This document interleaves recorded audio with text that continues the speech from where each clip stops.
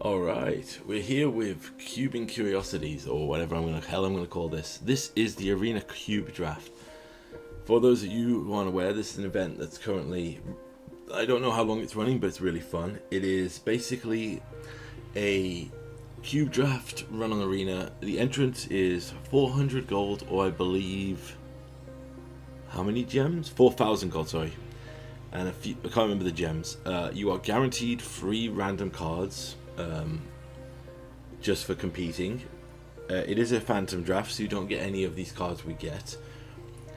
You get, I believe, a proportionate gold repayment based on how many wins you get. So 0 wins is 0 gold, 1 win is 500, 1,000, then 2,000, then so on. I believe that you have to win 4 of your games to go above or break even. It's a fun environment. It does run everything on Arena, so it has a collection of standard cards, modern legacy cards, special guest cards, alchemy cards, commander cards like the dragon you see there. It has a full slew of fetch lands and other things, and it's really fun. As I said, it's a good little investment thing to play if you want to just play a limited event. I myself am really bad at limited. I'm trying to get better. I've been trying to play more competitive formats and things, so I've been trying to learn. As you can see from here, I'm starting with double green fixing to try and get into something to go for. I'm keeping my options open, but ultimately I go a little bit more gruel and aggro heavy. But this is a fun format that I wanted to promote. It's, as I said, 4,000 gold is not a huge investment, and it's, it's more of a fun play experience. You play till you get 3 losses or till you get 7 wins. Spoiler alert for the rest of the video: I did not get 7 wins. I believe I went 3-3. So I've got the games coming after the initial draft here. But as you can see, my first initial thought was I'll go Gruul Stompy. Then I found solid removal in the form of the Infernal Grasp and other things like Sheoldred's Edict here. So I decided I was going to go with a Jund list. And basically what I was trying to do was play a traditional Jund deck. Basically I decided I was going to get efficient removal, efficient creatures, and try to just resolve that, and then if I could get to late game, deploy a big threat in the form of big dragons, dinosaurs, or overlords. That's why I'm here taking Professional Facebreaker, because that's one of the cards I was like, ooh, that's really good. Menace Evasion, a way to ramp, and a way to gain card advantage.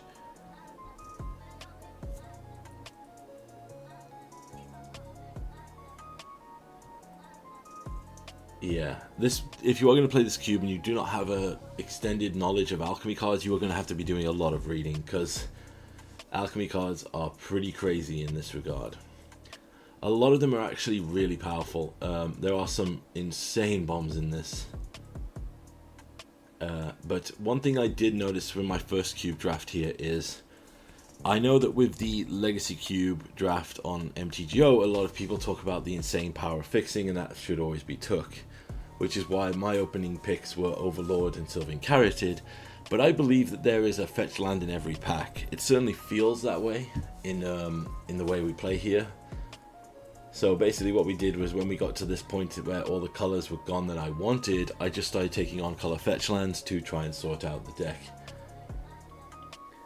But yeah, it appears though I ended up locking way more into a Rakdos, so I truly must be Pioneer coded, because I immediately went to a Rakdos deck. When we get down to this point, however, I just decided to take some of the bombs to make sure no one else takes them. Kaito, Bane of Nightmares is really good. Sunspire Links is pretty decent. And finally we get a land which is slightly on color, so we'll take. Looking at these cards here, as you can see, there's insane amounts of fixing in this to make sure it works. But definitely it was a fun experience, and I will be definitely coming back to it. I'm just going to put the games after this to just show you how it went. I might comment a little bit on a general experience, but I did, well, I probably will comment on it. As you can see here, there's Reanimate, so there is a Reanimate package. This is one of my cards I definitely want to see. Carry Zev, the Crew of 2. It is 4 mana for a hasty 3/3 menace that makes a Ragavan Nimble Pilferer. You heard me. It doesn't make a Ragavan token, it makes the physical 1-drop Ragavan that is dashed. So if it gets a hit in, it goes back to your hand. And she does that every time she attacks. And those cards don't blink at the end of turn, they are forever created. They will go to your graveyards, other zones, and crazy things like that. Ooh. All in all, though, it was a really fun event. I will definitely be doing more, probably once a month, maybe for fun. I'm definitely going to start drafting more. I'm going to jump into the Spider-Man drafts with the pick 2 change. I'm going to try and learn how to get better at that. This is what this is a holding place for, really. There's probably going to be a budget deck or a draft midweek most games. Most weeks I'm doing the cube draft for fun here because it was kind of a weird space to be in, because I didn't want to start learning limited on the last week of Edge of Eternities, and I didn't want to do any kind of budget deck when we're about to get a whole new set drop. Literally, well, it will have dropped the day before this is released on the Wednesday, if Arena launches on time. But all in all, there's a lot of fun to be had in this format. You see me doing a little bit in maintenance there. Since I got a better dual land, I took out the Thundering Falls. Mind Security's ability to definitely create Carvus here was really interesting, so I took that. Exquisite Firecraft was an interesting choice, but that is our on-color Triome. But a Mosswood Dread Knight is a very good card for just advantage and stayability.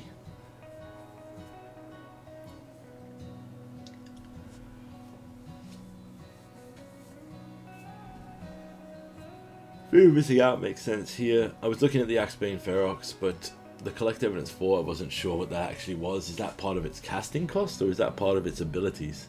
That you have to collect evidence for every turn. I'm torn here between Light Up the Stage and the Pearl Collector. The Pearl Collector is pretty interesting because it does make a Mox. That is one thing I will also say. If you're not familiar with Alchemy here and you go into this event, be prepared to see some insane cards. You will see Moxes most drafts. In some form or another. For example, the Sapphire Collector there creates a Mox. If you get the Oracle of the Alpha, you will literally create the Power 9 and shuffle them into your deck. So it is pretty insane what you can get. Okay, we are into the final pack, and I am torn. There's so many good kind of options here. And I really want the Perforated Crocodile because it gives a stab wound to every creature an opponent controls. But I think fixing is the more important thing here. We're in the final packs, but that Atali looks very tasty as a top-end crazy card that we could just pearl out there and do some crazy stuff with.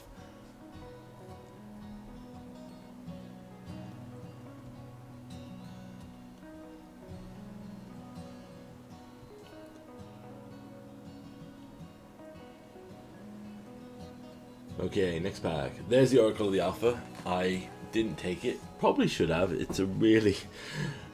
well, we're off color at this point by the time we find it, so it's not worth taking. Fragtust is interesting, but I think the Grave Trespass is better. And the reason I took that there is we'd seen Reanimate, we'd seen a few effects like that, so I was like, Unearth. I'm like, there must be a Reanimator strategy in this cube, and if someone's got it, I should have something to just mess with the graveyard, maybe. Like, honestly, Fragtusk is a remnant from like 12 years ago Magic. Well, no, not 12. Alright, I'm going to take the Crucius here. So, Titan of the Waves, he is a crazy card. So, at the end of your turn, you may discard a card and choose higher or lower. And you then randomly get a card from your deck with higher or lower mana value than the card you discarded.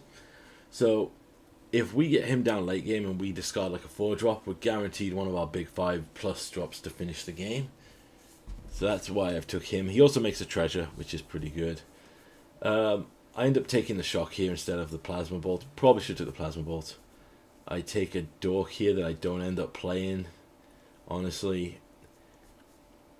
And then the two big cards come back, so I take the crocodile because I think that's really good. And then we get a goblin, and this is where I start to get scared because, well, we've now got all red cards coming round back to us, which means no one is in red in this cube. And if they're more experienced than me, which, spoiler alert, they all were, we could end up with, it means we've picked one of the weaker colors of the cube. Now, I don't know, I didn't do research. I didn't do research into the arena cube. I looked at some of the cards in it and looked to see if it'd be fun and was like, I'll give it a go. But I didn't look at strategies and things for it. Taking during currents, and there we get to red. So we end with this list, and ultimately what we end up shaving is kind of to a slow curving Jund list with two crazy big bombs at the end. So what we want to do is curve the high end, keep the highest that we can, and ultimately we end up with a pretty fun deck, but we got to move into the matches and show you how it goes from there once we finish chopping and chafing here.